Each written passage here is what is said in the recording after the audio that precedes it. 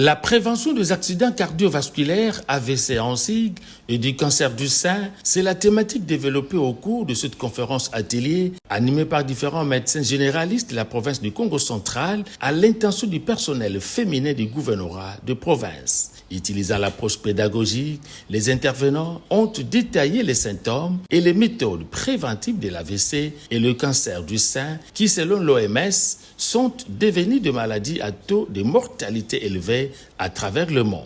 La prévention est le meilleur de traitement pour l'AVC et les cancers du sein. La matière est plus sortie de toutes ces femmes qui étaient réunies autour de nous. Nous avons compris qu'elles avaient des préoccupations, qu'elles avaient des questions, qu'elles avaient des choses qu'elles s'imaginaient ou qu'elles pouvaient bien évidemment entendre de la rue, mais qu'elles ont pu exposer aujourd'hui pour avoir des éclaircissements scientifiques.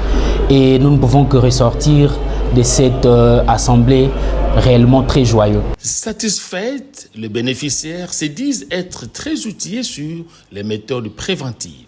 Il y a un principe médical qui dit que nous sommes tous de malades qui s'ignorent. Mais et voilà, l'atelier d'aujourd'hui nous a permis de ne plus dorénavant être ignorants sur quelques difficultés qui peuvent se présenter au niveau de nos santé. La santé étant au centre de toute activité de l'être humain, Madame la conseillère du gouverneur chargée des questions sociales pense que la femme travailleuse devrait avant tout surveiller sa santé. Nous avons voulu informer et sensibiliser les femmes qui sont appelées à être ambitieuses et autonomes, mais ces femmes-là doivent être en bonne santé. Bien avant, Madame Anne-Marie Ntsassa, directeur de cabinet du gouverneur du Congo central, a circonscrit cette activité liée à la célébration du mois de la femme. La Journée internationale de la femme a un thème.